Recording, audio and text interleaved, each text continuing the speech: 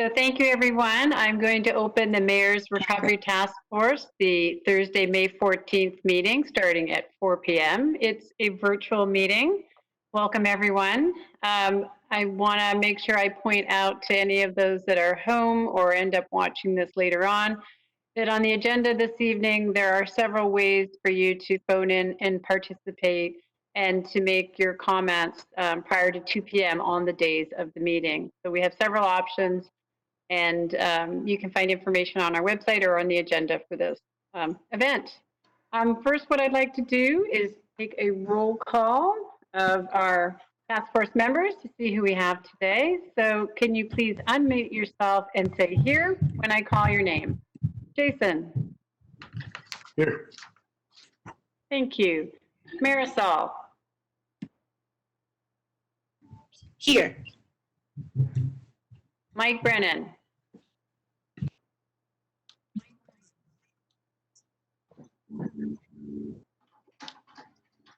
Did you hear? Here. Can you hear me? Now we can. Thank you, Mike. Okay, thank you. Nina Milligan. Here. Pavel Aprikian. I know I'm not saying the last name right. Pavel, Yeah. are you here? Yeah. Hi, great. Saikat Sen.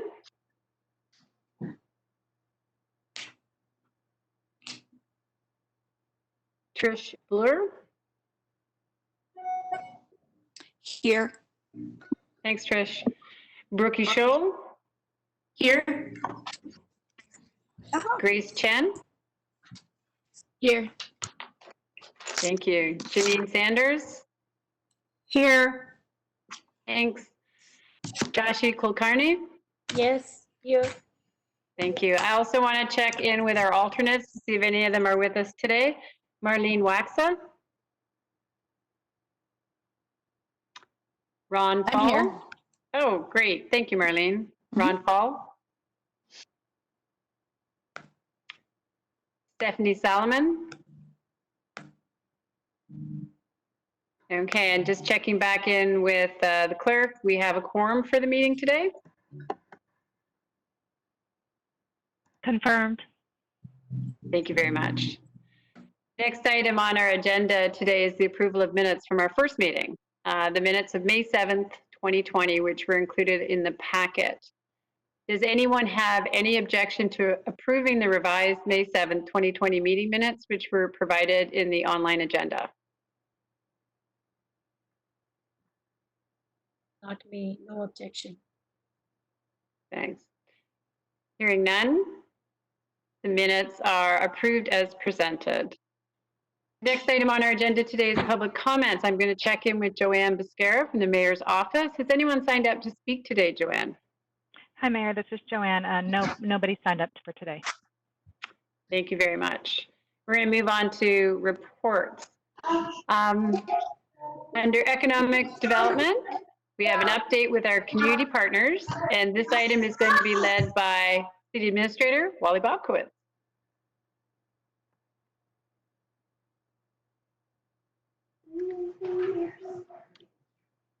And Wally, you are up. I see you're working on the mute unmute. Madam Mayor, can you hear me? Yes, yes, we can. Great, thank you. Madam Mayor, members of the task force, good afternoon. We're joined today by several members of our, what we call our vision partners, the groups that we work with economic development. But first, I'd like to introduce Jen Davis-Hayes, our economic development manager.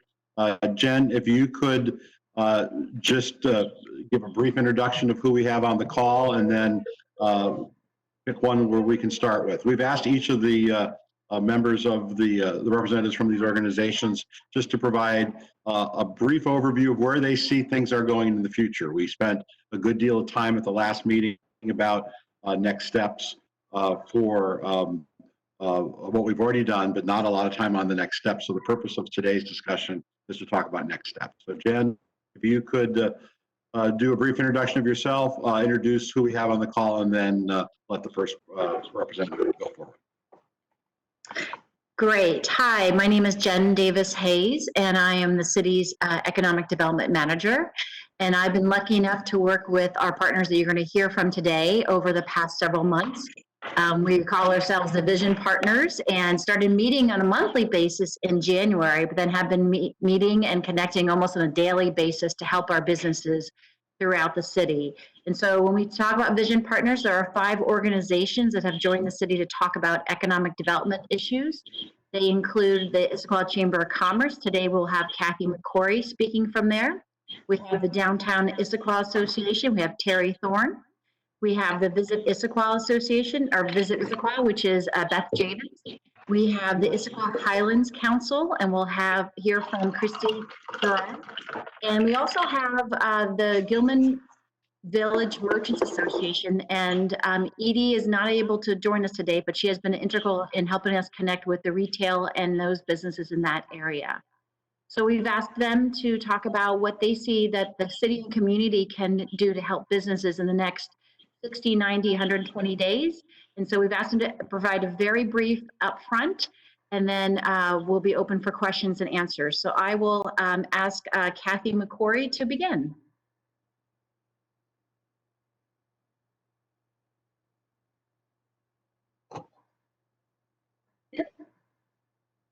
Okay. Thank you, Jen, for having me here today. It has been a great team effort by all of us.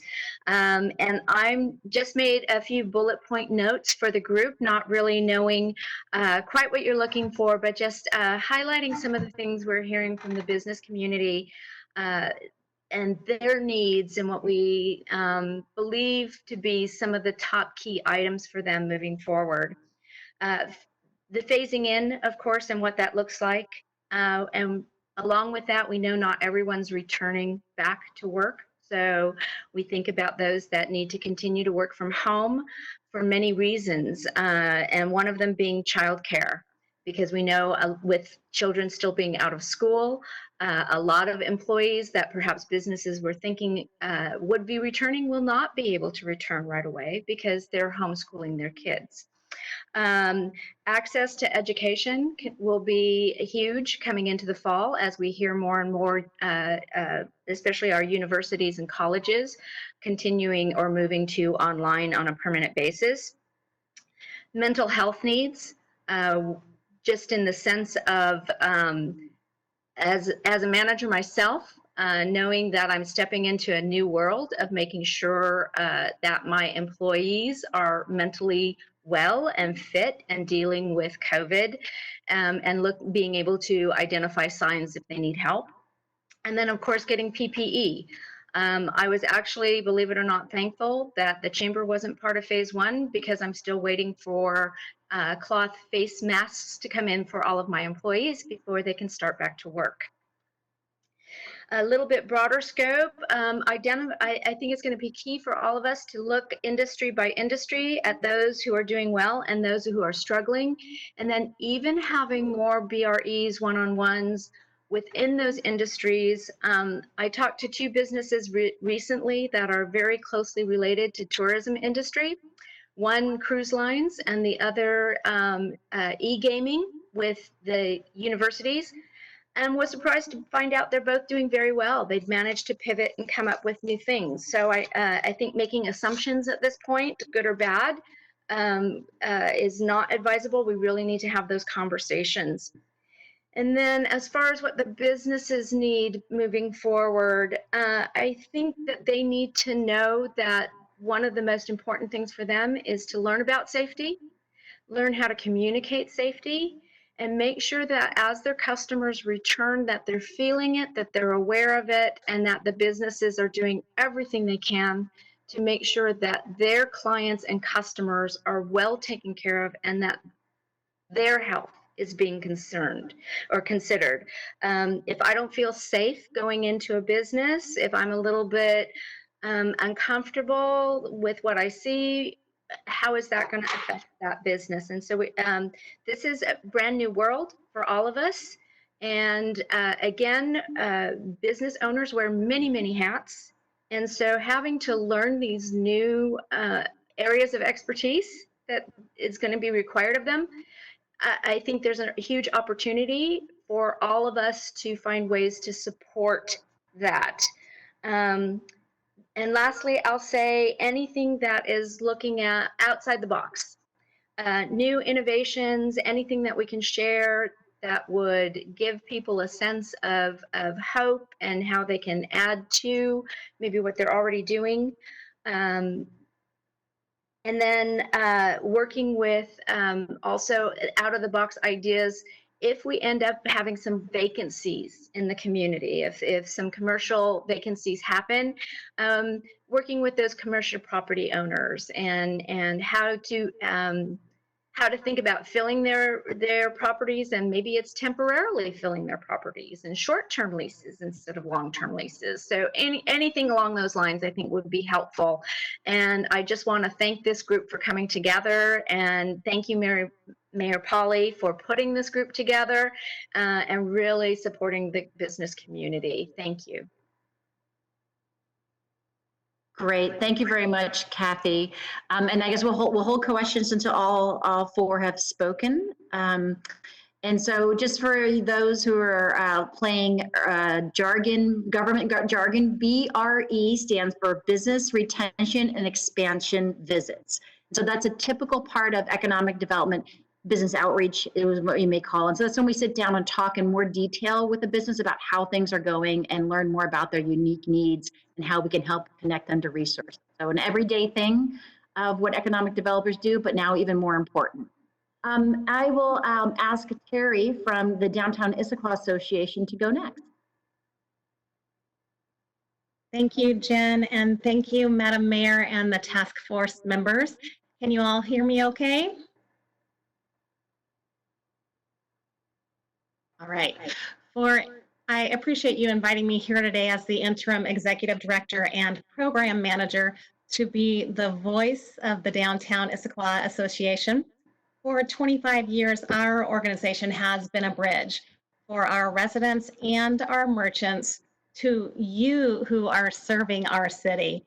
You gave us a mission to make recommendations to help Issaquah recover. And we want to thank you for giving our neighbors and our businesses the opportunity to be heard, because we asked them. We held meetings. We called our residents that are deeply involved in our community, and we called our businesses individually, including every one of our restaurants. And their tone of absolute appreciation was so very strong. The recommendations that I will be sharing today are from the mouths of the small business owners and residents in our downtown, and will hopefully echo ideas that you already have. I ask that with each recommendation that I present, you know that our organization is fully ready to support with an impactful board, encouragement from our committees, and a very large empowering group of volunteers. We can help our merchants by taking actions to initiate pilot programs that we may indeed wish to continue in our new normal. There are three main areas that will particularly support our restaurants as the phases limit indoor seating. We strongly recommend that these temporary measures be in place.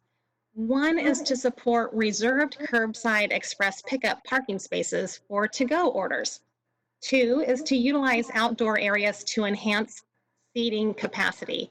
And three is to support an Old Town pedestrian area. DIA can assist with the reserved curbside pickup areas by working with the city to determine guidelines. We encourage consideration of seating in area parks like Pedestrian Park. And we can recommend also that you close Festival Street with seating being placed there to encourage to-go orders. By supporting flexible parking area use, restaurants can extend their seating by using a minimal amount of spaces in the lots that join the restaurant's building. And by utilizing sidewalk space for those who are not already doing so, we ask the city to consider waiving sidewalk use permit fees. Now, for the next one, I want you to just sort of use your imagination, okay? We ask that you support an Old Town pedestrian area which would close Front Street on a Saturday night, allowing the restaurants to bring their tables out into the street while maintaining current social distancing requirements. Doesn't that just sound fun? It really does to me. Our district has very few chain or franchise businesses, which means that a majority of our businesses do not have a built-in support system that provides supplies, signage, guidance, and technical assistance. And all of our businesses, like Kathy was saying, need help sourcing personal protective equipment. We want to know, does the city have a resource for DIA that can tap into hand sanitizer supplies? So if you guys have a supplier, please let us know if we can tap into that and order some of that hand sanitizer. A plan to help businesses acquire new employees by providing job fairs, for example, and having a source of job training is recommended. We recommend the city provide a technical advisor to navigate the continued need for working capital assistance. Even if businesses are receiving funding now through programs like the disaster relief funding and the PPP, they will struggle after a couple months when those funds are used up on ordering new inventory or paying back rent and possibly even needing to hire extra employees to monitor the front door for social distancing, for example, all while having a decrease in their sales. A technical advisor is also recommended to help give our businesses support to pivot to online sales and marketing. And with regards to signage, we ask the city to support temporary signage on sidewalks while maintaining the ADA requirements, of course. But those would be ones that may mark social distancing measurements outside of a business that a business might use to let people know that they're open, so like A-frames. And then maybe just having safety precaution signs out in front of their businesses. The vision partners are working on unified messaging that may be placed on a banner to hang over Front Street. So we ask that the city waive the administrative fees associated with hanging that banner. And with regards to events, we ask for a unified community approach to provide guidelines around the events, keeping in mind that many of the larger events do take several months to plan.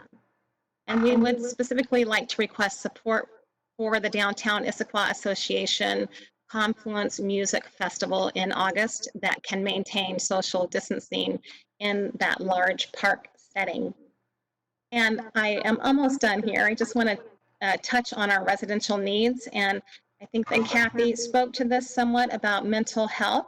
We just want to recommend that the renter eviction protection moratorium and protection from utility services being halted be re-examined to reduce the economical and emotional impact on our community once these moratoriums end, which could result in an increase in suicides, bankruptcies, homelessness. I hate to end on that note, but I will close with our association's vision, and that is to have a downtown district that is alive, inviting, and vibrant. I look forward to diving in a little bit deeper with you if you have questions. Thank you so much, Jen. Great. Thank you very much, Terry. And she did not mention, but she's also a downtown business owner. And so she is feeling all of the things that she hears from businesses throughout downtown. She also is experiencing herself and doing a great job of handling that. So congratulations, Terry, for all the work you're doing. We're going to jump up the hill to the Issaquah Highlands Council, and Christy there works there and has been an integral partner in what we're doing. Please go ahead, Christy. Thank you. Can you hear me? Yes, okay. So I'm Christy Garrard. I'm the Executive Director for Issaquah Highlands Council. Honored to be joining all of you today. Thank you, Mayor, for the invitation. I work with Nina Milligan, who's a member of this task force recovery effort, and I really enjoy working with our vision partners as well. And I think it's a great way to make us all feel like we're part of the solution. At Highlands Council, our mission is to build community in Issaquah Highlands, and we do that in two ways. Primarily, our focus is on social programming and managing official communications for the Issaquah Highlands. We work closely with the city and with the school district and the county and in helping get messaging out to our large community. So with that in mind, in preparing for today's call, I was also taking a look at the last page of the meeting packet from your brainstorming notes from May 7th, and I categorized my my topics in those areas. So with that, under economic recovery, you know, I think it's important that as we are so inundated with bad news and scary stories and what ifs, that we also find time to highlight the good news that's happening, and that's an opportunity in our community to celebrate successes, whether it's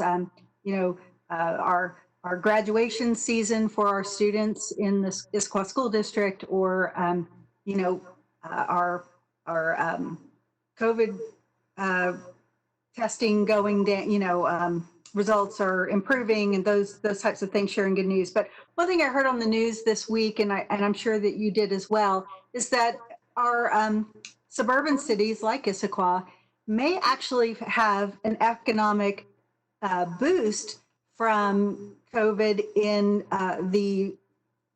because of the technology impact in the city of Seattle. So with Facebook and Google and those bigger tech companies where a lot of those workers live out here in Issaquah, you know, now they're going to be working from home until the end of the year.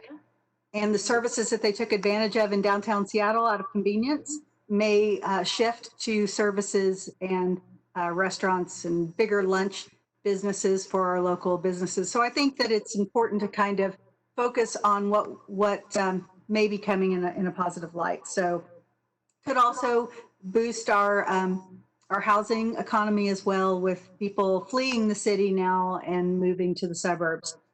So something on that line. Also, from an economic recovery, I had also received feedback about taking parking lots and setting tables up and making socially distanced outdoor dining as feedback to share.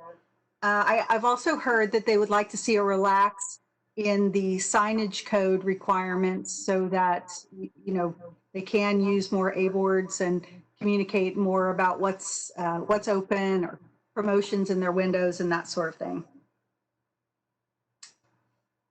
In the area of community health, from a communication standpoint, what I hear a lot is in the lack of clarity of messaging, and that, you know, that comes from, you know, our national media, and then filters down through the state and the county and the city. And we know that, you know, in other states, the Supreme Court is overriding the governor, but the city municipality now has authority over what the state can do. And I think that it sends a lot of mixed messages. So I think we need to be clear on exactly what is allowed in Issaquah and make sure that we communicate that as clearly as possible for our residents, just to keep everyone calm.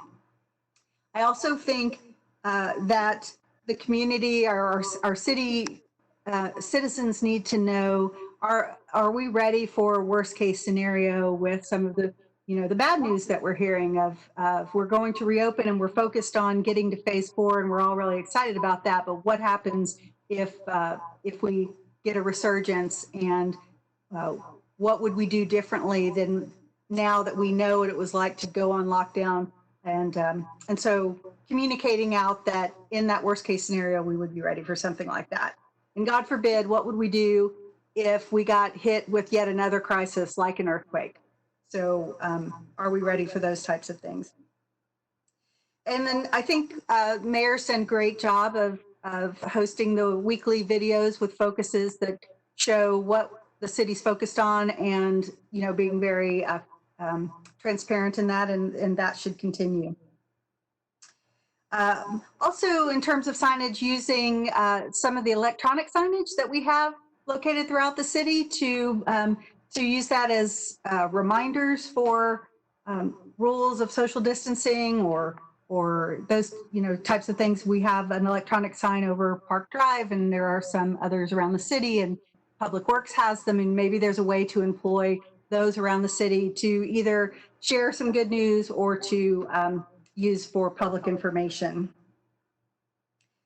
Also think it would be worthwhile to engage our creative community to come up with simple art projects that families can do to focus on positive things in the community, to just to keep the morale and the vibe elevated in these uncertain times. I also had recommended to Autumn in City Communications that a branded library of signage could be helpful for our local businesses, and they could be available, translated into a variety of languages as well, so that smaller businesses who maybe aren't as sophisticated in how they would create their signage, or not even sure what they should use, could go to the city's website and then have downloadable PDFs that they could print and post in their businesses. So similar to what King County Public Health uses for their guidance in restaurants and how they've scored restaurants, with the smiley face icons. You know that when you walk into a restaurant and you see that sign in the window, public health has been there, and it gives you some confidence in going in. And if the city were to brand signage so that the merchant is posting that information, it might give our consumers more confidence in that they are totally prepared. We had a great call on Wednesday with the Chamber of Commerce on talking about strategic planning for reopening, and also just there are great resources at the city website and also on the Chamber's website for those types of strategic planning toolkits. So we want to keep promoting that those are out there to our business community. Another a term that I've also heard to be sensitive to with your workforce is to say reopening versus returning to work, because returning to work can sound very offensive to people who have been working from home, and it's not like they're not working, but they're just working from home. And so using the term reopen as a better phrase for that. And I just think the city's done a great job of mixing the serious with some humor. I thought the social distancing graphic that you put out today with measuring in salmon and hiking boots and where it was really cute, and with Sasquatch at the end was really fun. So keep up that work, and I think that's all I have. Thanks. So this is the mayor. I'm just going to jump in for a second. I see people feverishly writing down questions. So I forgot to mention that we're doing the questions through the chat feature. So type your questions into the chat as they show up, and we're done. We have one more speaker, I believe. Jen, one or two more. We have Beth at least. Just one more, yes. Okay. So I know you have questions, so start to enter them into the chat box as you listen to Beth talk. That's all. And I also wanted to note that one of our alternates, alternate Ron Fall, is now on the meeting as well. Back to you, Jen. Great, thank you, Mayor Polly. And so we will now turn to Beth. So Beth is with Visit Issaquah, which is a relatively new organization here in Issaquah, and she'll explain a little bit more about what she does, but focusing on the hospitality and tourism fields. So Beth, welcome. Thank you, Jen. Thank you, Madam Mayor, and the members of the recovery effort. Can you hear me okay? Just nod. Okay, I'm assuming you can hear me. So I prepared a short report for you today.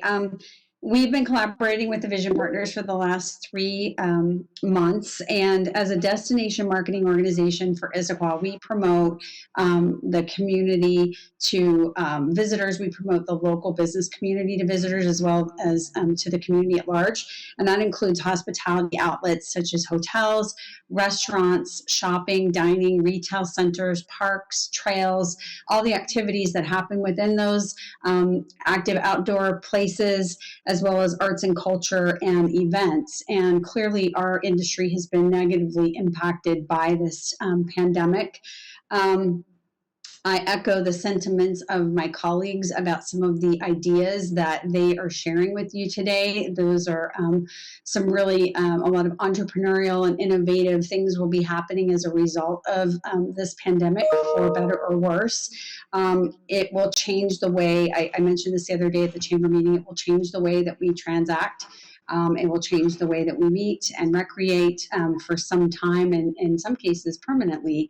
And I think if you think back to 9/11, we were asked to go through TSA and take off our shoes and take off our belts and take off our earrings. And so that was a protocol that we were not familiar with.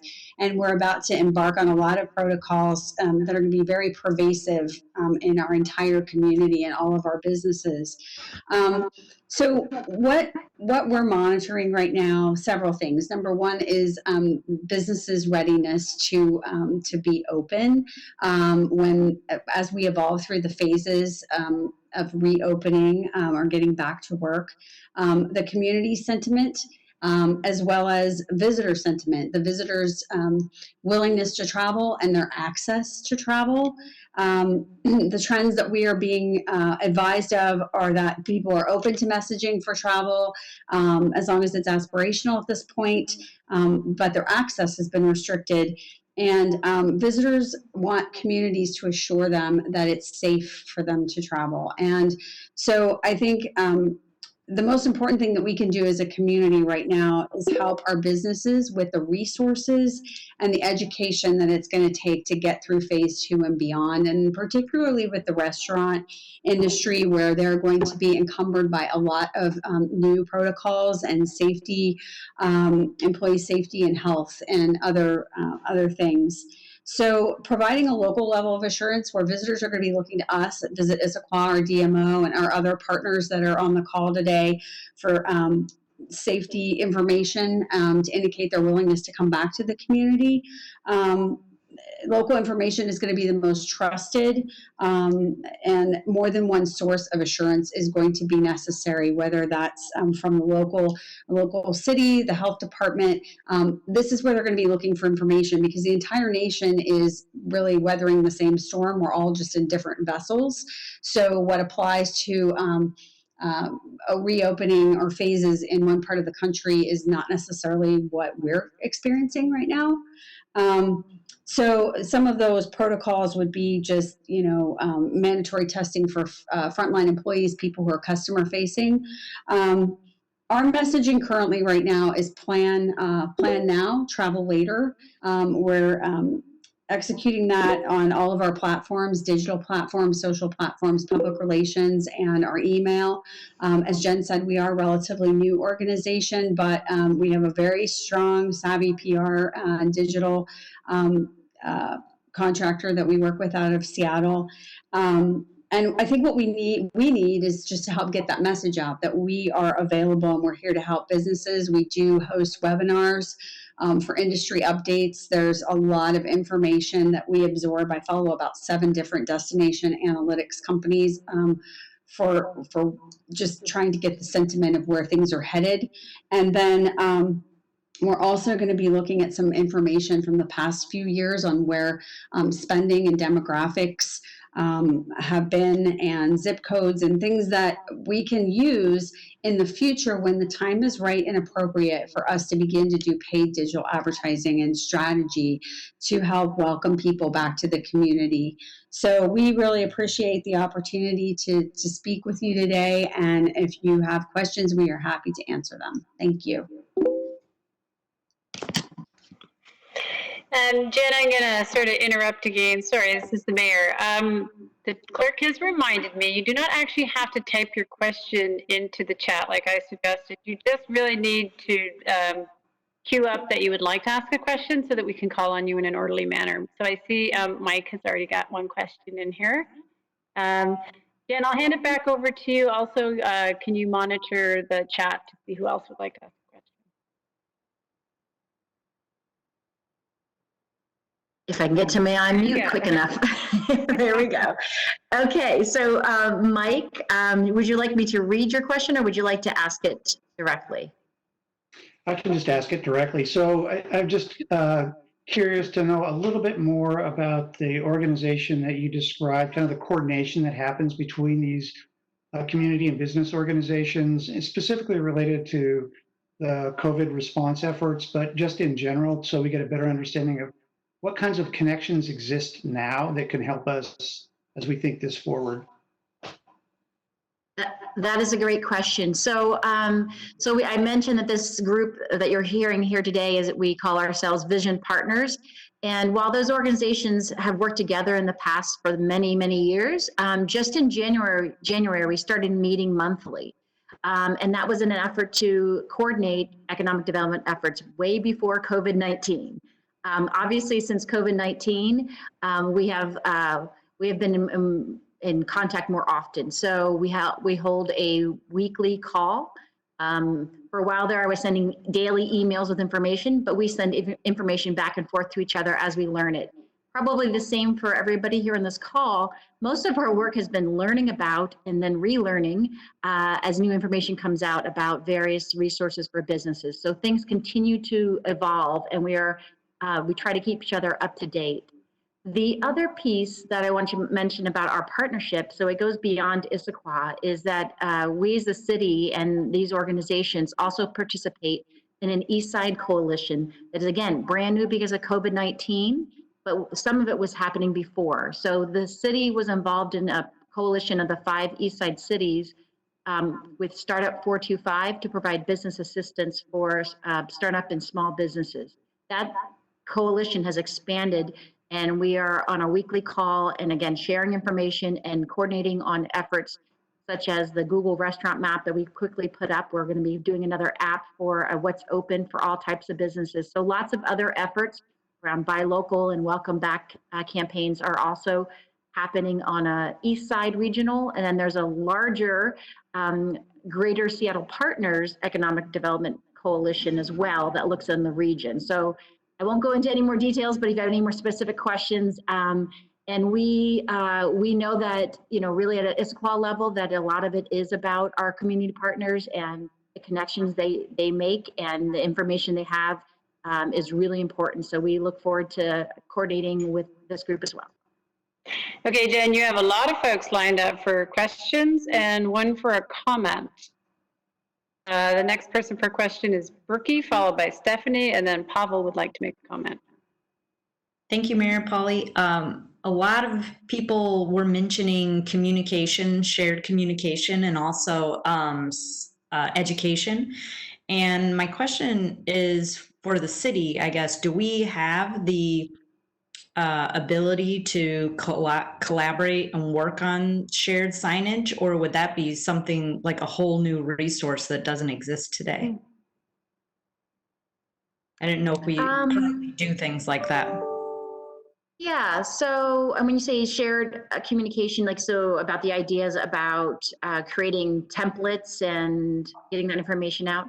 So I think working with our partners, we can definitely do some of that. I think, again, we have a communications team, of course, that is amazing. And myself and our vision partners can pitch in as volunteers. We just started, again, probably 2 months ago, I can't remember the timing now, a business e-news that gets information out on a weekly basis to businesses. So as far as communicating out to businesses, as far as creating signage, we don't have a sign shop per se, but we have resources to be able to design that and or look at other people to help us. I'm not sure if that's exactly your question, answers your question. Yes, I was just wondering if it was a net new resource. I thought it was a great idea just to not have everybody try to do the same thing. This is all brand new and everybody's going to need to do the same. These are the rules, these are the requirements to enter these businesses, and let's save time. Yes, that is true for a lot of things. We're trying to not duplicate as much as possible, but that happens sometimes. Yes. Thank you. Jen, I just noticed that Stephanie Salomon is identified as Sunset, but she also had some questions as well. Hi, everyone. Hopefully my connection is working. I just wanted to touch base on outdoor seating accommodation. We're probably going to need to think about barriers and possible, semi-permanent or pop-up tents, and if those need to be moved indoor and outdoor constantly after every service, or if there's just exceptions that can be made, 3 or 6 weeks at a time, just so we can plan a little bit for what that looks like, and potentially semi-permanent signage for curbside pickup and delivery pickup. whether it's on Front or Sunset for businesses that are facing the street right there, or we have our own little parking areas, how to kind of designate, if you're going to join us, please park in the lot. Otherwise, let's keep, 4 spaces for that curbside delivery. I think most restaurants are looking at about 50% to goes moving forward, just because we can't accommodate everyone. And I think just should probably be brought up when we're thinking as a city and a small community. And then in addition to that, the third-party charge cap, do we have any info on that for restaurants that we can kind of blast email, or is it still working? Thank you for everybody's time. My buttons keep moving, sorry. Thank you, Stephanie, very much. And we recognize that a lot of restaurants are in the same position you are, where some have decided, or at least said so far, that they will not reopen for inside interior seating during the 50 and maybe during the 75% ability in phase 2 and 3 because of just spacing and the ability to do it. So takeout orders are going to continue to be a lot of their revenue. We are going to be presenting to council on Monday and so we invite everybody to listen at council about the restaurant delivery and other ways to help restaurants. So that packet will be published, I believe, tomorrow. So you can look for that online. And the one thing two things I want to mention, that Terry at DIA is thinking about how to work on and think about the spots specifically, and then the outdoor seating as that district. So you definitely want to connect with her, because you were right, there are some private lots and there's some public spaces that each of the restaurants will be a little different about, but we'll work with DIA and restaurants individually throughout the city to make it easy for it to happen. And then Kathy McCory did remind me that as far as the signage, that there is a toolkit on the Chamber's website that actually, again, we brought this information from other efforts that have been throughout the region. And so there are templates that businesses can grab, add their logo, and the signage is ready to go. So we will continue to share those resources, but as you talk to businesses, we'd love to hear that share that as well. I'm going to ask Pavel, because I believe he had an early comment. So I will. Jen, yes. Yeah, sorry to interrupt you for a second. I just want to remind everybody that instead of sharing information on the chat, because if you do that, some members may not see it, and definitely the public cannot see it. So the chat column is really just a meeting tool for us to see who would like to speak. Before we go to Pavel, Jen, is it possible there was a comment from Beth as well on one of your answers right now? And if we could just have that set on camera, that would be great. Sure, Beth, why don't you quickly, you want to say your comment there? Sorry about that. Yeah, I just wanted to let anyone know who's in the restaurant field or wants to communicate with the restaurants. We had a webinar today with the Washington Hospitality Association and the Department of Labor and Industries representative, as well as a representative from the Department of Health was on the line to discuss the 21-point checklist as phase 2 is approaching, and there are many, many nuances to, and frankly, there's some clarity that needs to happen with several of the checklist points of interest. There are many, many questions from the restaurateurs in terms of barriers, the heights of barriers, the surfaces, what they're made of, outdoor seating, packaged alcohol, lots of questions about that. So I'm happy to refer or answer questions offline or just about that and give you some resources about that, because it's quite detailed. Thank you. Thank you. And it looks like Kathy also had a comment she wanted to add in. Kathy McCrory?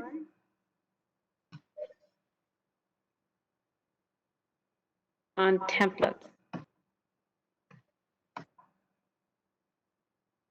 Okay, we can come back to Kathy. I can jump in on that, Mary Lou, if you want, because presentation on templates. So it's called Toolkit, and if you go to either the City of Issaquah's COVID web page or the Chamber of Commerce and then click on their COVID resource page. The link is provided in both locations. It's a very, very dense website, and it has a lot more than just templates, but there is signage templates there that are editable so that you can change the wording to fit your current location situation, and you can add your logo as well to make it branded for your specific business. Thank you, Christy. That's great. Mary Jen, Lou, I'm sorry, can you hear me? I It's can. Stephanie.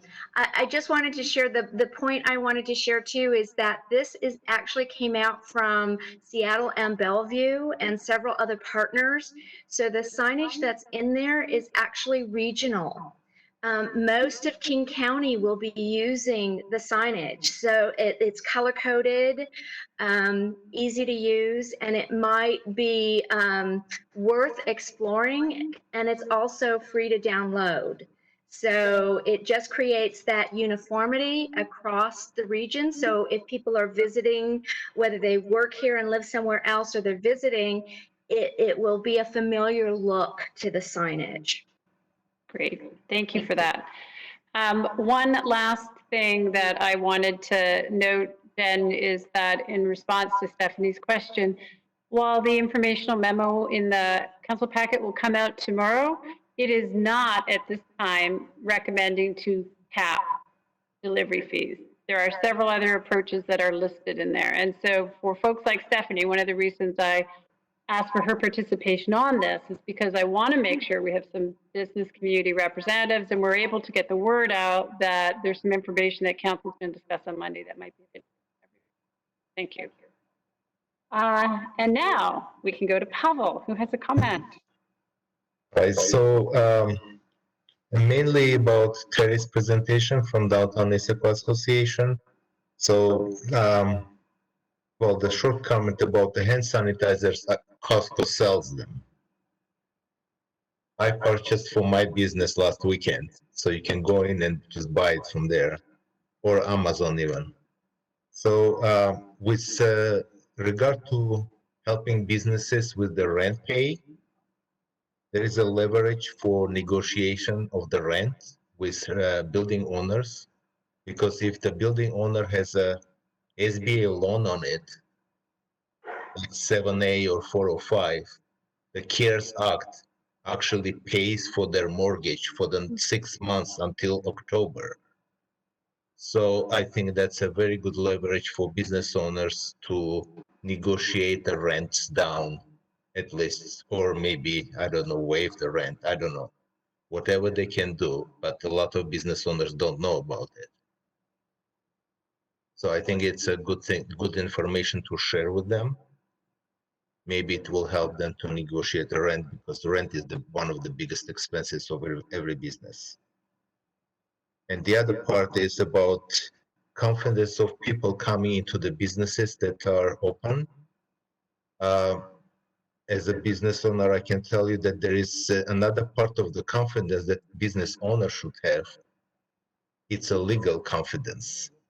So I don't know if City of Issaquah can have something to do with it or not, but some kind of like a legal protection for businesses against any COVID-related claims.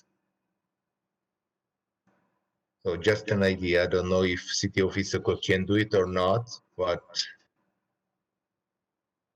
I know the federal government is kind of working on something like that. Hopefully they will pass it, so it will be throughout the entire country.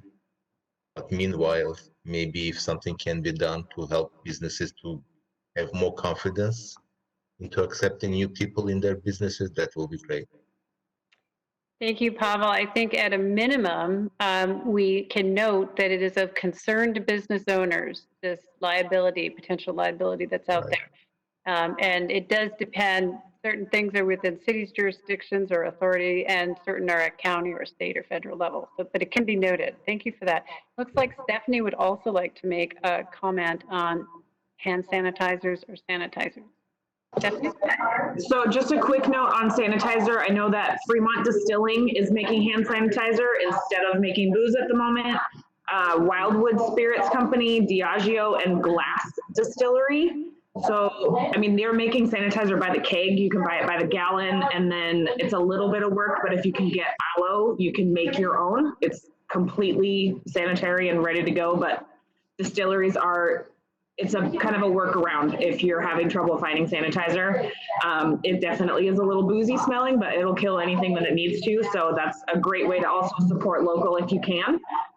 Just another couple notes. So it's quick and easy. Thank you, Stephanie. I am not, hang on one second. Shashi may have a comment from earlier. Shashi, if you would like to make a comment, please go ahead. Good afternoon, Mary. Madam Mary, I'm sorry about that. And I'm Shashi Kulkarni. I'm a volunteer on our recovery task force. And yes, I do have a comment. I loved hearing to every one of you. And in fact, I have say my ideas that especially Christy had. I had been thinking and I have put it on my agenda to speak about that today, actually. We're going to have open dining. Number one, yes, we can have a pilot program. It's very good to do that in these kind of scenarios. Secondly, open dining, great idea. I also had signage to put banners, signs, and the language of those banners could be just picture and diagrams because that's a language everybody understands. And I actually had made a slide, but I won't be able to share it today, but I'll definitely send some of my slides to our mayor, and if required, they can be posted later. That's all. Thank you very much. It was very informative and very good. Thank you. Thank you, Shashi. Jason, do you have a question or a comment?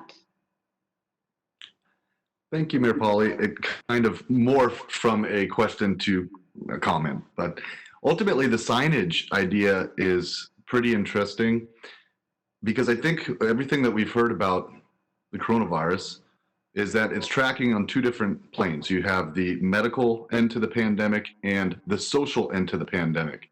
Most people think the social end will actually happen after because getting people to feel confident in going businesses again, it'll take some time. So I like the idea of having signage, these A-frames, and to Christy and Carrie, as well as Brookie brought up, these signs should have uniformity. So if we can have A-frames that have maybe the logo of the business, but with the City of Issaquah logo on it, with the exact same directives, that does give it uniformity. The other thing that's nice, which Kathy brought up, was that it's regional. Because we're only as strong as our weakest city. So if you look at Duval, they have a very low infection rate. We're slightly higher, and then obviously you go to Seattle. And to the point that we don't have checkpoints or borders, it'll be important that if a visitor comes for Redmond, it's something easily identifiable. I don't know how feasible it is, but something similar to the health checks at restaurants where you have the good and the excellent, that might be interesting to see something there with our businesses as well. You could have a sign that says, you know, this is checked regularly for sanitization, up to code. Maybe not have a good or excellent grade, just whether or not it's like a pass or fail grade. But that could also give people the confidence they need to go back into these stores. Interesting also the topic about having outdoor seating, what that would look like, and if that would actually help some of the bleeding with these restaurants in terms of being able to get past that 25 occupancy, I believe in phase 2. Most restaurants, I don't even know if they'd want to open at that rate. They'd actually probably lose more money with the amount of chefs and staff that they would need to function at 25%. Luckily, we'll be in phase 2 when we get to some very nice weather. So it's an interesting conversation, and that might help them to be able to get past the 25%. I believe that's indoor occupancy. So if we could exploit that and do outdoor, maybe that could help some of our restaurateurs be able to stop the bleeding there. So all in all, fantastic conversation with our friends from Issaquah, and looking forward to continuing to listen. Thank you. Great, thank you. I am looking in the chat and not seeing any additional questions or comments. I'll just give a few seconds. Before we move to the next item, I do have a question for City Administrator Bobkowitz as well, a little process question. I could get Wally on the mic. Yes, ma'am. Can you hear me? I can, thank you. So we've heard from the task force members support for a lot of ideas that they have just heard. And some of these will translate onto a draft work plan. Is the expectation for the next phase that the round robin with the task force members is to talk about other work plan items, and we'll already capture what we've got in this first part. We're kind of just opening the door and letting them talk about anything else that's come to mind for them in the last week. Okay. Yes, and I just would like to point members to the packet of information that we sent. There was a request that we provide information about what other cities in the area are doing, and so there's a lot of information. Issaquah is a member of something known as the Sound Cities Association. It's the local council of governments of the cities in King County other than Seattle. We work together on lots of different issues, so that information was provided through the Sound Cities Association. So that information is there. So if any of that tweaked people's interest, to include, again, we have notes from the last meeting as well, which people might want to review as toward the end of the packet today. But yes, just to get additional information, and then our plan would be to come back at the next meeting with sort of a draft document based on these discussions of a work plan, and then be able to move forward from there. Great, thank you. So the next item is to go back and brainstorm on the draft work plan. And I just wanted to make sure everybody was comfortable that if you've already made comments about some of these business and restaurant ideas, we're going to capture that. This will be a broader conversation. Last time we did this, Tisha, you had brought up a worksheet, and as different folks indicated a desire to speak, you were capturing items on the worksheet. Are we going to be sharing that worksheet again during the session? Mayor, this is Joanne, and yes, we're going to pull that document back up and keep working from the same document if that works. Okay, one moment. Great. So again, just a reminder as we move on to this item on our agenda, please use the chat just to signal if you have a comment or a question. My plan is to go around to all of you. So if I don't see anybody showing up, I'm just going to start going down the list. It's fine to say that you have nothing to add today. If you do have things to add today, that would be great. Okay. I'm assuming that everyone can now see what's been captured from the last meeting. Thank you, Tisha. That's very helpful. So go back to my notes here. There, as the administrator had pointed out, we also wanted to provide you some regional context by sharing some notes from the Sound Cities Association. We have a wonderful executive director there who has been making sure that we are in almost daily contact with all the other cities to hear about the good ideas, of what's going on, the challenges that are there. So if there's anything you saw on those lists that you would like to add to our work plan, please raise your hand to do so. And I'm just going to pop back up to the top of my notes here. And I'm going to go in the same order that I had. I'm not seeing anybody pop their hand up right away. I'm going to go in the same order, which I called checked in on attendance. And so Jason, if you had any other thoughts or comments that you'd like to add to the work plan today, do you want to throw them out on the table? Sure. Even if we only have 20 good, toss out 100 ideas and 20 of them are good. That'll be great. We'll be punching above our weight. So it just kind of builds on the signage thing that I'm so glad we talked about it, because I did look at that large information in the packet, that large set of information, and what I noticed is Issaquah was doing very good. I'm not going to name names, but there were some cities doing far less than us. So kudos for us. It looks like we're basically on the same line as Bellevue and Kirkland and some of the bigger municipalities, while some of the smaller cities and towns are doing far less. So well done. But I think, again, I want to go back to just having that regional outlook, and the more uniformity we can have, anything where we can share the same directives.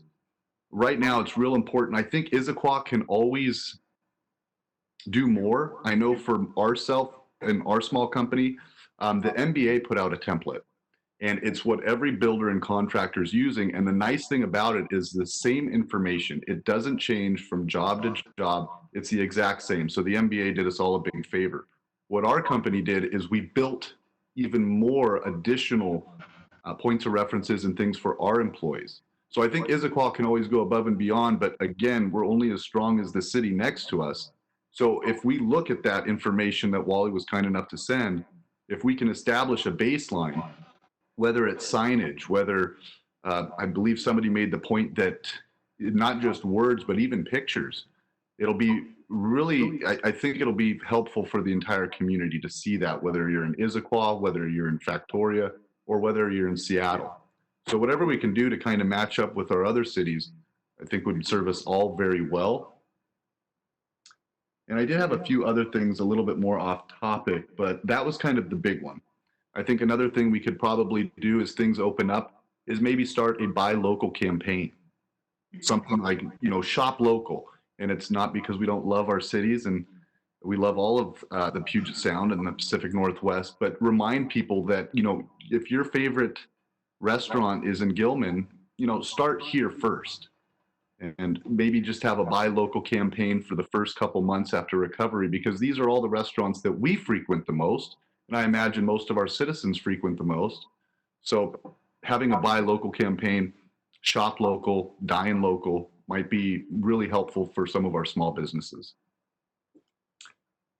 And as far as social media, I don't know if Mayor Pauly, if you're doing this already, but I know you're having your weekly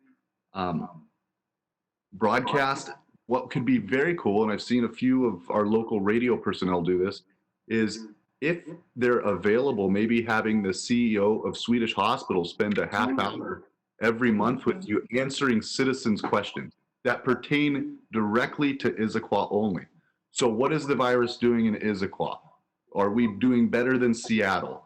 So King County as a whole is obviously our big playground, but having just, you know, the mayor's monthly chat with the CEO of Sweden talking to Issaquah, people can send the mayor questions and the mayor can acknowledge the citizen's name and then read it off to the CEO, and then have them, like I said, talk to us on a local, a very micro level about what's going on in our neighborhoods. Jason, that's a fantastic thought. The outcome I think that you're helping us accomplish is building local confidence in being able to move around, shop, buy food. So that is great. I love that. I think that's an excellent suggestion. Thank you. Did you have anything else you wanted to add? Maybe if we circle back, I don't want to steal everybody's time. So. Okay. Thank you. Let's head to Marisol.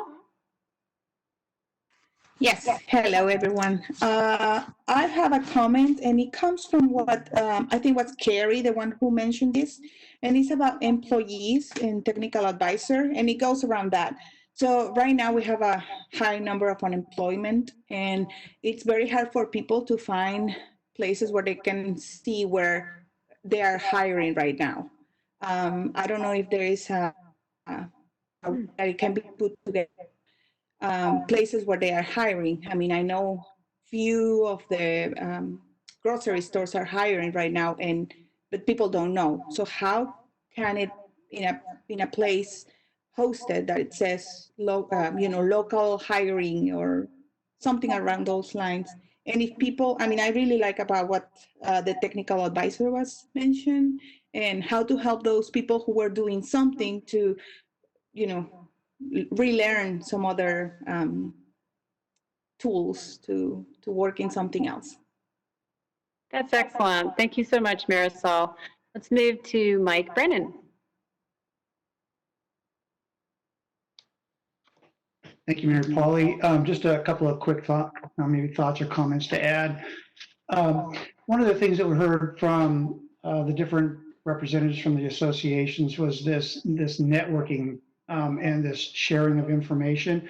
So I think we need to continue to provide focus on those areas where we can benefit from the relationships that exist, or creating new ones that don't exist between established associations or community groups, just because I think they bring a mix of talent, resources that are available, and knowledge, I think, that can help if we kind of bring it together instead of everybody working independently. So I think anything that we can do to make those bridges is really helpful. Also, just a thought on top of that capacity building piece is that there are a lot of people who are working from home who may have some extra time because they're not caught in traffic every day. there are people who are working, who are at home now, who may not have jobs, and they have time to spend, and they want to invest in their community, and trying to find a way to give them an opportunity to engage. And again, it could be through these community associations, et cetera. So how do we leverage that local talent and that local capacity to help, I think is an important thing to think about. There's a lot of conversation about communication and a lot of focus about signage, particularly related to businesses. Signage is a tricky thing, but there may be some opportunity really to, when it's COVID response related, creating some flexibility within some criteria where businesses that are open have the ability to get that visibility so that people do know they're in fact open instead of wondering and walking by.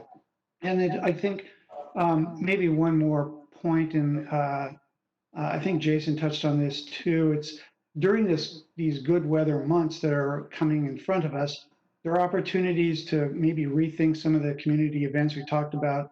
We heard about the music event that happens each year, but rethinking those outside events or creating new ones where there's a lot more space to provide that social separation. And how do we do that to create that more sense of community, to get people out of the houses back together and re-engaging as a community, I think. And it's about creating that community spirit. And how do we do that? And that creates the confidence that you were just mentioning, Mayor. So those are just some, quick thoughts about maybe some focus areas and areas we might be able to gain more capacity. Oh, Mike, that is great. Thank you for talking about building and strengthening our volunteer muscle. There are going to be folks in our community who are going to rely on others to buy their groceries and run their errands for them for quite a while. And we need a network in place of volunteers who have the time and the interest and the desire to do all kinds of different tasks in the community. So that could be this amazing positive outcome. So thank you for that. Well said. Nina, what have you got for us today, Nina? Hello. Thank you, Hi. Maylou. Just a couple comments. I wanted to reinforce some things that were said by our guests and by the task force. +1 on all the things about signage, whether it is, as Michael said, for showing people that they're open, but also to give visitors the level of confidence they need to shop in our place or go to our restaurants. Also, all the comments about outdoor seating, and I had just a couple things to add to that. +1 on everything that already been said, but also Michael inspired me to expand on the idea of using outdoor spaces. Many of them might be public parks. And what sort of things can we be doing in our parks that encourage use for them that help our restaurants, perhaps? Maybe we need to provide more bench seating or something in our parks so people can have picnics there more often. And then I really want to enforce the discussion. Stephanie was one who talked about the need for parking regulations. We've been talking about the different kinds of things we need to do with parking. This will ramp us up to at least do curbside signage and regulations. The city can be uniquely helpful in that. And I think also the city can be uniquely helpful in the buy local idea. And I was linking that in my mind to what Christy Garrard said about let's capture this opportunity with at-home workers not going into Seattle and Bellevue. As our restaurants open, let's make sure they go here first and really take advantage of this opportunity. Timing will be important in that. And so those are the things that I wanted to say to enforce the ideas that have come to us today. But I have two new things. One is a question that you may be able to answer right now, and that is the strategic plan still valid entirely, or is that something the city will revisit? That's the one question. And then I'll ask another question that might go into our grid plan here under city government and financial health. We haven't talked yet about how does the city provide the services that are in the strategic plan when we are we have so fewer resources in staff and money. We haven't talked about how we're going to go lean, how we're going to go light, what are we going to prioritize? And I think that's a serious discussion we have to have on for the city budget. Those are great observations and great questions. In talking with the city council, there was an enormous amount of work done on the strategic plan and a huge amount of community commitment that these are the things we want to move the needle on. And then a pandemic comes along and we realize that our needs might change. Where we are right now is we have just reported out to the council on which items on the strategic plan are moving forward, which are paused, and which are probably significantly challenged in the current environment for us to make any progress on. There isn't discussion of revisiting the plan at this point in time. It was really a status check-in. But as we move through these phases and we get through to phase 4 and beyond, it may be that we have an opportunity to check back in and affirm the, what the priorities were in the direction. We're not planning on doing that in the short term. So we have some of the activities are ongoing and others are not. And if this group is interested, that's a document that we can send you. It's a progress document that went to council that shows, with the resources we have, where can we still move the needle? And it's a surprisingly small number compared to what it used to be. If we were only talking about an economic recession instead of a health crisis, I would be going to council and saying, let's move the needle, it's just going to take longer. We're in both. We have a health crisis and an economic crisis. Not only are we going to be able to, we're going to have to go a little bit slower, we may have some new priorities that have popped up. So possibly a future conversation. Thank you for that. Very good. Pavel, your comments for today.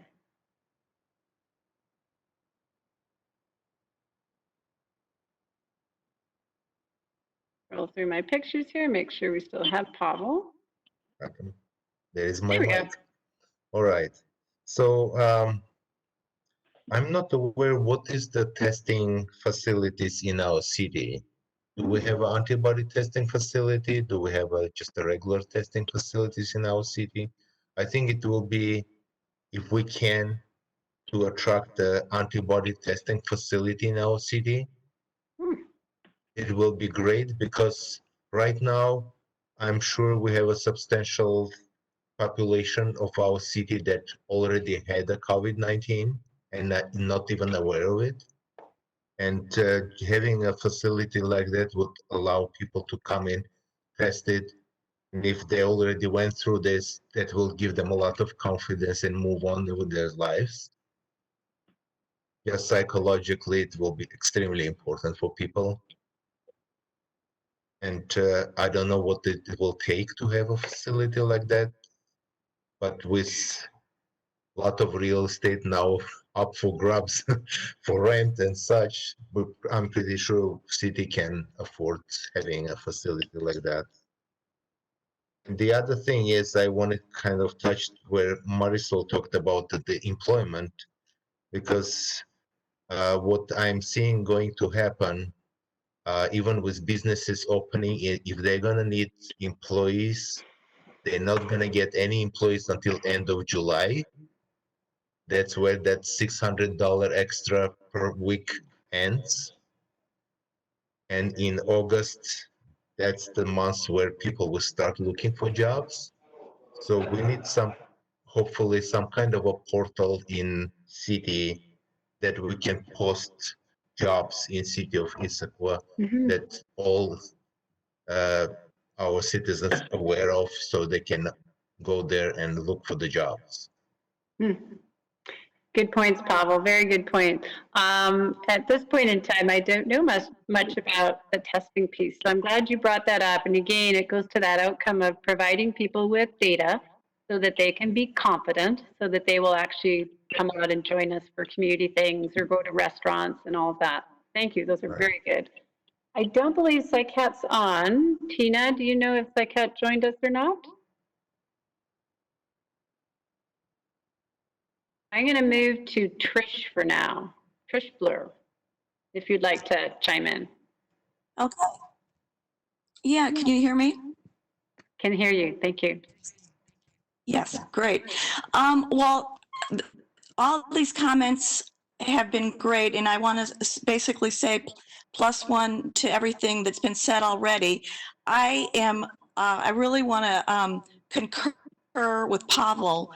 I've been doing a lot of thinking about the antibody testing and doing a lot of reading about it. And I know that there's all sorts of tests out there that are, just tests. They haven't been FDA approved or not.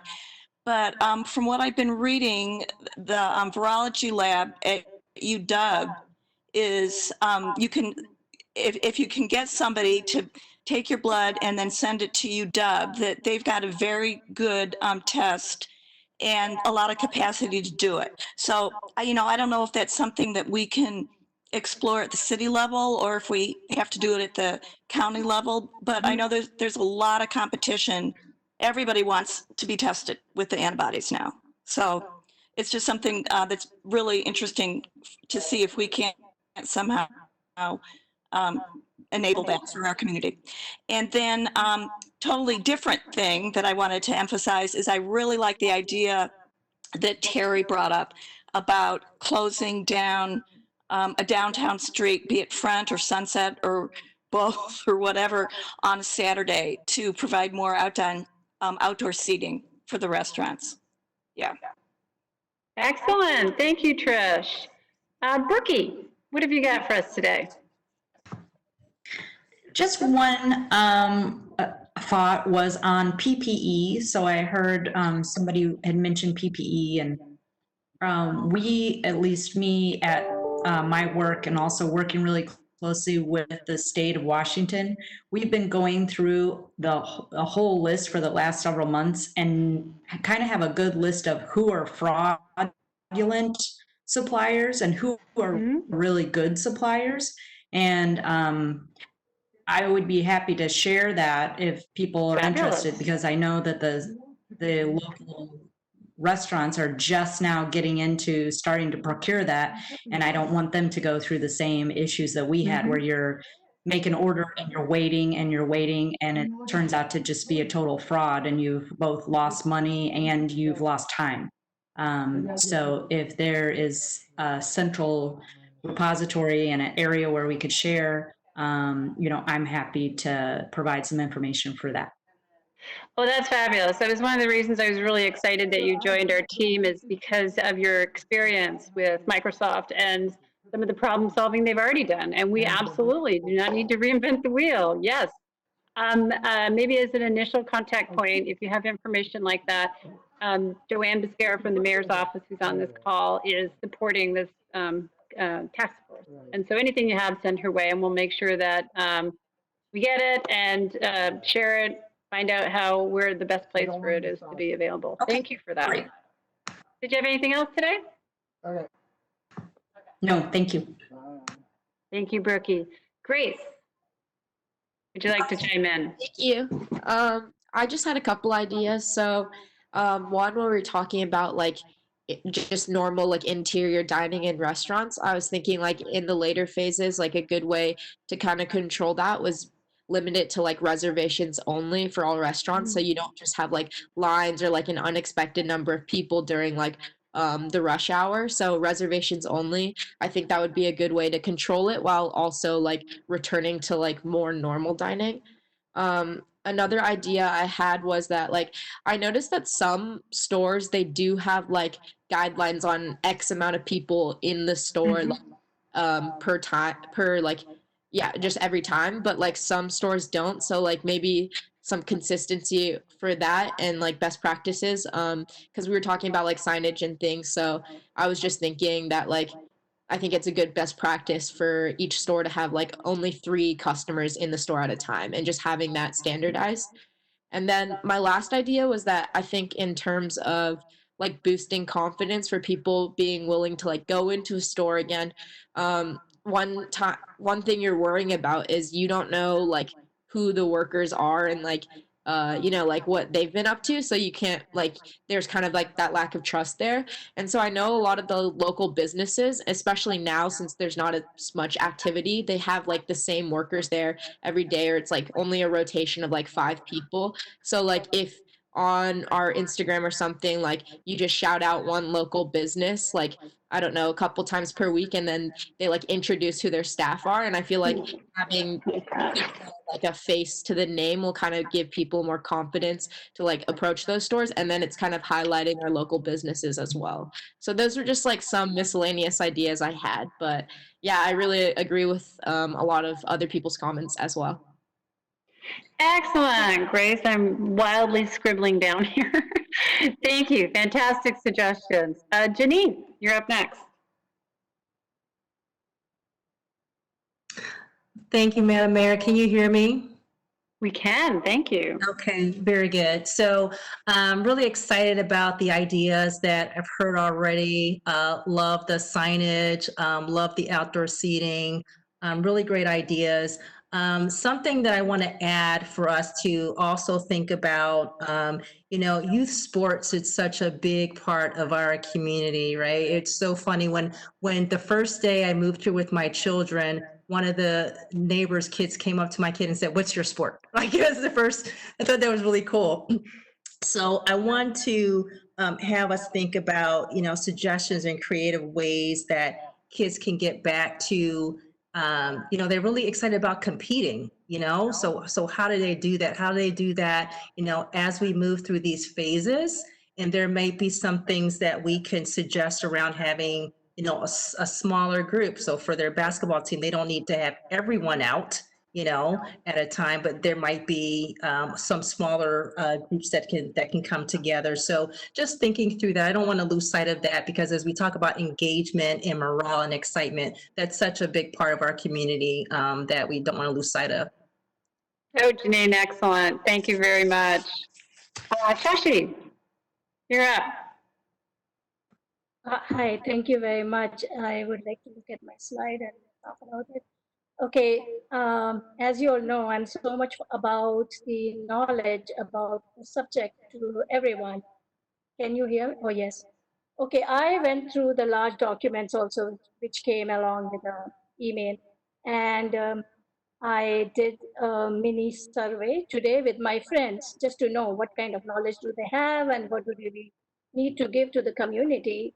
And there were a lot of things. So first thing I would like people to know before we actually go into the phases, what does it mean if we are allowed to have a gathering of 10? That only, yeah, last time also I spoke about it. That is from the administration point of view, that we can take care of 10 people who could die eventually. But then there is individual status. Do I want to be that? And answer would be no. So we have to think before we take any step individually as well, and also as a community. And then since the disease is coming up in children now, which is in a very serious manifestation, I think we need to also think, we don't need to be scary, but we need to be very serious and smart about it. And there's something people don't know about, and I never see it coming up. There's something called as infectious dose of a disease. To get a disease, that means a minimum number of particles required to cause the disease. So it is for coronavirus, we do not know what it is. Sometimes it could be 3 particles, it could be 1 million of particles required to cause the disease. But the scientists think it is very low infectious dose that is required, and that's the reason it is still there. Then about the types of tests, I asked some of my friends, I said, what do you know about the tests and all? Most of them really didn't know too much. They all know it tells you whether you have it or don't have it. Have it what? So there are total 3 types of tests: the antigen test, the virus test, and also the antibody test. The virus test is done generally by PCR, polymerase chain reaction. I don't need to go into detail of that. It's a kind of a test that will tell whether you have the virus particles in your body or no. It's usually done by the nasal swab. Second, antigen test, which can also be done by the nasal swab, is what happens when the virus it starts multiplying and eating our organs. And at that time, but our body is fighting against it constantly. There's an army going on in our blood and in our body. So antigen is a particle, is a substance which is there on the virus before we get antibodies. So that's an intermediate stage. So when there is no virus, no antibody, maybe we have antigen. So it would be nice to know about it. And then third is the antibody test. Antibody test means now we have the soldiers ready and they are very well equipped and they can fight the virus and infection will not affect us. If we get more virus into our body, it will not affect us because we have the army for that in our body developed already.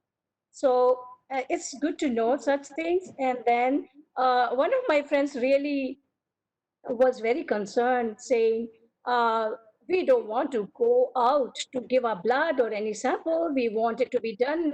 So somebody also, I think Powell said that we could have the sites where we could collect the samples.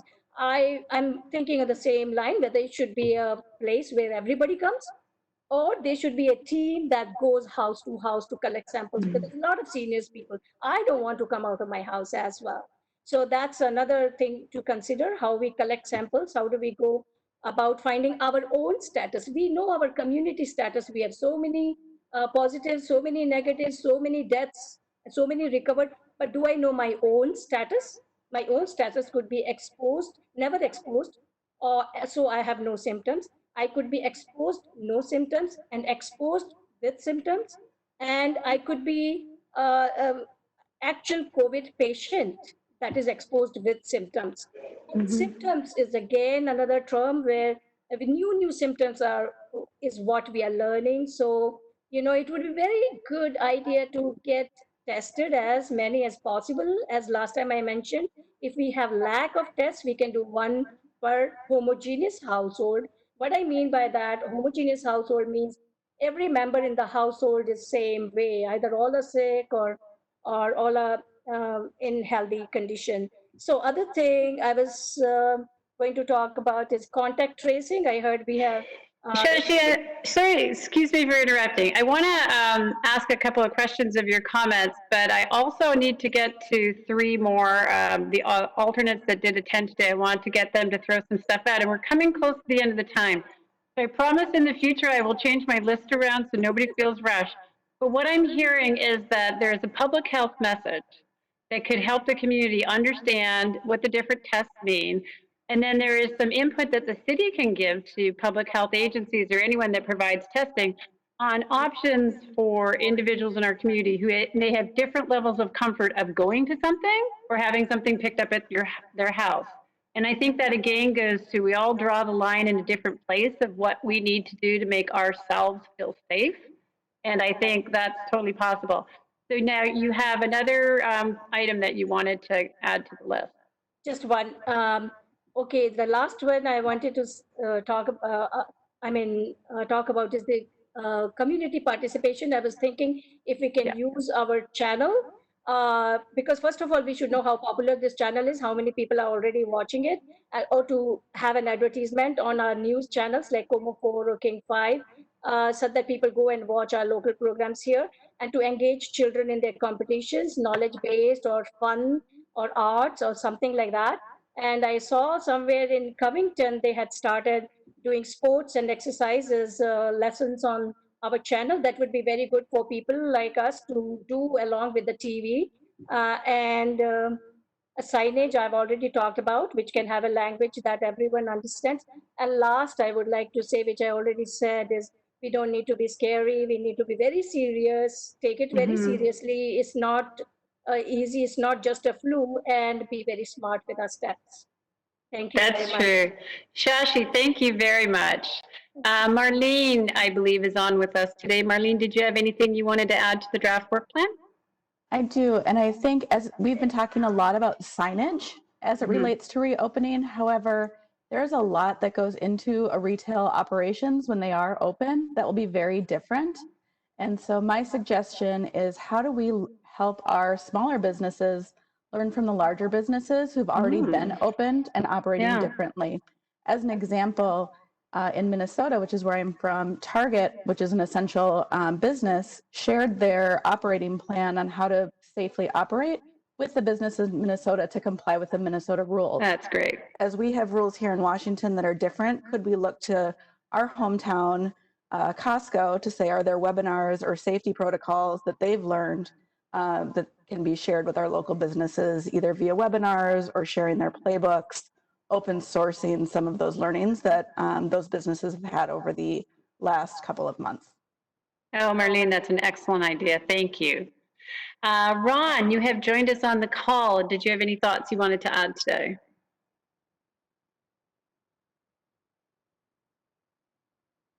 Make sure Ron is still on. Okay. There we go. All right. I was talking to Mr. myself. Fall. All right. So thanks. I heard some really excellent conversations here, some great topics. Looking back at the last agenda, one of the things that I pulled out was the city council allocated $100,000 in emergency funding for rental assistance. So being that we're probably going to see multiple stages of this, and the second and third could be even worse than the first, I hope not, but I'm thinking planning for the future and worst case scenario. Have we thought about putting forth a message to the landlords to say, hey, we're going to help pay some of the renters' rents, but we need some help. And my thought process is if we can help motivate that kind of action on the landlord's part, we can have the funds spread out over a longer period of time for a larger audience. So that may be something that would help us. And then I took notes from a conversation that Mayor Polly had with Congresswoman Kim Shire and how we can help small businesses. I love the idea about the outdoor seating option, maybe doing it on Front Street or back parking lots or something like that. The other thought was, what can we do about promoting testing and when the resources are available? Do we have local partners we could partner with, like Swedish or Virginia Mason or Kaiser, and create a testing system for the workers or employees of small businesses? Many of them may not have healthcare, so being able to provide that resource for the local businesses might be a really good advantage and build confidence within the small business community. When and if we can get additional congressional emergency funding, do we currently have plans on how we might use that? Could that be used to help generate local jobs and within the city of Issaquah? In other words, we may say, here's an incentive to local businesses to hire within the city so we can get our people working. And that way we might be able to offset rent mitigation. And I also liked Jason's idea of shop locally. Do we currently have, or do we currently promote a local small business directory that we send out to residents? Like, I know it's old tech, but mailer of a web directory so that people know where to go to see what businesses are here. Because if a business is out of sight or it's out of mind, so educate the population on what's available for them, even though it is their city and we all live here. Doesn't necessarily mean everyone knows all the businesses that are here, and it may help foster and promote new ideas and people branching out and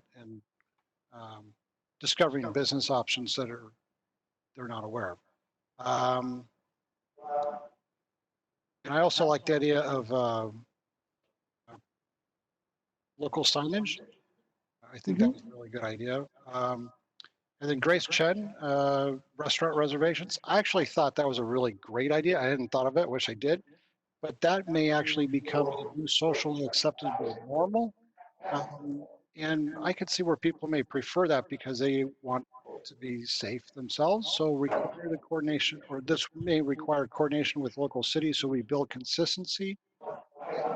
The expectation would then become, if you're going to go out to eat, you need to make a reservation. And it used to be the norm when I was growing up as a kid, and I could see that easily becoming the new norm now. And I think launching something like that now would be very easy because people kind of want that. That's it. So that was a lot. Thank you, Ron. It's awesome. Stephanie is the last one, and then I was going to come back for a quick comment from Jason and a quick comment from Marlene. Stephanie, what have you got for us? plus ones on everything. It's really nice to hear different perspectives from everyone. But because I am restaurant specific, kind of to piggyback with, I think Rob, I apologize if I got your name wrong, that just spoke. I think we should think about doing a restaurant specific what to expect. Maybe we do it with the city and, you know, everybody that's down Front Street, all of us restaurants kind of speak to what is going to change, because very much, I mean, the PDF that Inslee just put out, it's like 21 points for how restaurants are going to operate differently. And I don't think anyone really understands what they're going to be walking into. So I think maybe if the city does smaller task force with those of us that are reopening restaurants, so we can kind of prep the public for it's going to look different, it's going to feel different. This is what would make our staff feel safe. This is how we want to make you feel safe. We all have a whole bunch of different things working, but just to get everyone on the same page, I think would be super helpful. And it could be something fun where Sasquatch goes to everybody on Front Street and Sunset, and we each take 1 or 2 points and talk about how it's going to change. But just an accessible what to expect in restaurants, because it's going to be very different moving forward. I think that would be super helpful for everyone. And then it's not a shock when they walk in and they see how different it is. Otherwise, it's really nice to hear everybody's input, and that's all I got for this week. Thank you, Madam Mayor, and everyone else.